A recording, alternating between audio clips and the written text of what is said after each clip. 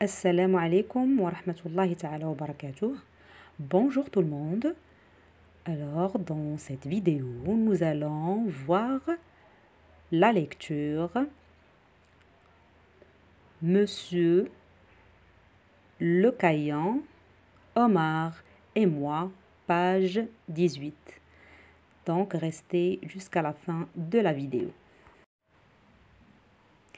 Quelle est la formule du périmètre du cercle? A interrogé notre maître, Monsieur Le Caillan. On aurait entendu une mouche voler.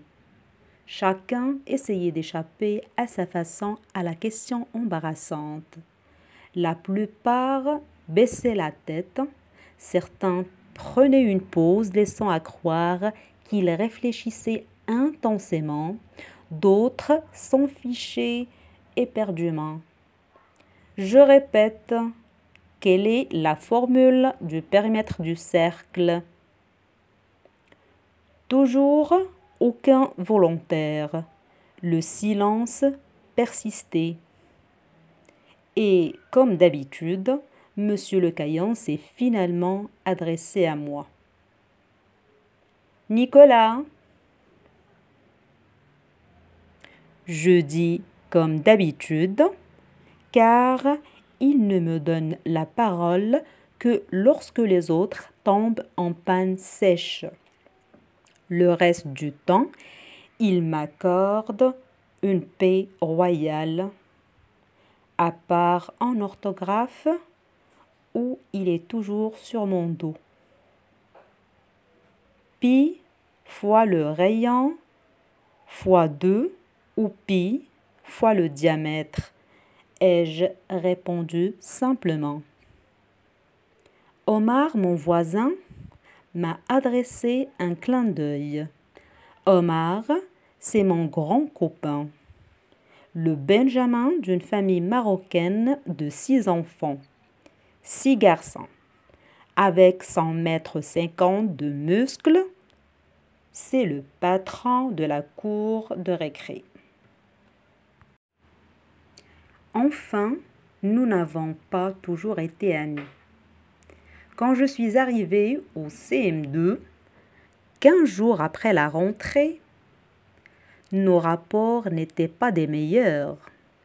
Il ne supportait pas qu'un gamin d'un peu plus de 8 ans en sache plus que lui, et toute la classe réunie. À la première récré, il m'a menacé. « Hé, 3 pommes, tu ne vas pas ramener ta science sans arrêt quand même. » Le surnom de 3 pommes m'est resté, mais Omar a été de plus en plus sympa avec moi pour 3 raisons. La première, c'est que grâce à mon aide, il a remonté sa moyenne de plus de 3 points en un trimestre, selon une tactique simple que j'ai imaginée. Ne comptez pas sur moi pour vous la révéler. Je ne veux pas avoir d'ennui avec vos parents.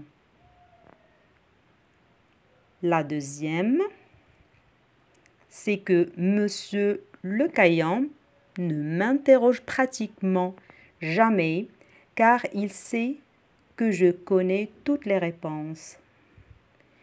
Et la troisième, c'est que Omar et moi, en orthographe, c'est le même combat. Il n'y en a pas un pour rattraper l'autre. Cela nous a rapprochés davantage.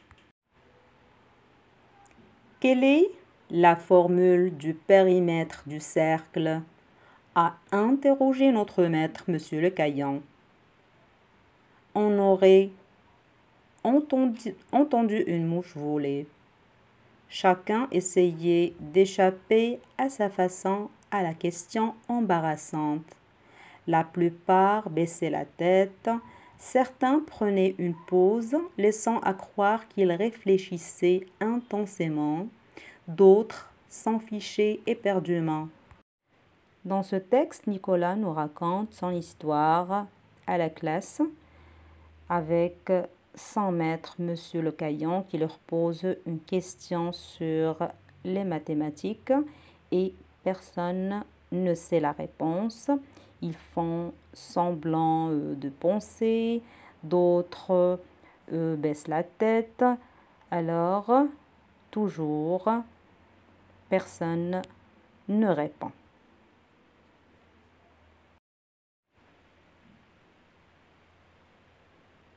Je répète, quelle est la formule du périmètre du cercle? Toujours aucun volontaire. Le silence persistait.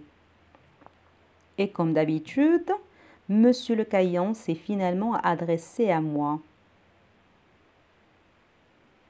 Nicolas, je dis comme d'habitude, car il ne me donne la parole que lorsque les autres tombent en panne sèche. Le reste du temps, il m'accorde une paix royale, à part en orthographe, où il est toujours sur mon dos.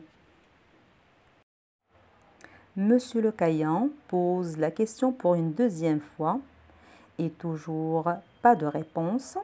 C'est pour cela qu'il s'est adressé à Nicolas, parce qu'il sait déjà que Nicolas connaît la réponse. Il ne lui accorde ou ne lui donne la parole que lorsque tout le monde ne connaît pas la réponse. Mais en orthographe, c'est autre chose.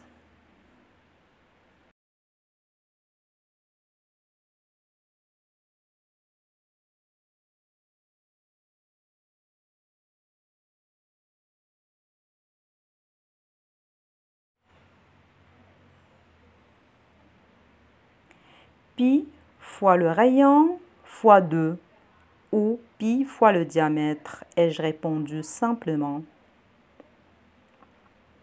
Omar, mon voisin, m'a adressé un clin d'œil. Omar, c'est mon grand copain, le Benjamin d'une famille marocaine de 6 enfants, 6 garçons. Avec son mètre 50 de muscles, c'est le patron de la cour de récré. Nicolas a donné facilement la réponse. Et Omar, son meilleur copain, un garçon musclé, et son voisin de classe lui a adressé un clin d'œil. Enfin, nous n'avons pas toujours été amis. Quand je suis arrivée au CM2, 15 jours après la rentrée, nos rapports n'étaient pas des meilleurs. Il ne supportait pas qu'un gamin d'un peu plus de 8 ans en sache plus que lui et toute la classe réunie. À la première récré, il m'a menacé. Hé, 3 pommes, tu ne vas pas ramener ta science sans arrêt quand même? Nicolas et Omar n'étaient pas amis depuis le début, car Omar était jaloux de Nicolas puisqu'il il sache plus que lui ou bien il était mieux que lui. Et il l'a surnommé 3 pommes en se moquant de lui.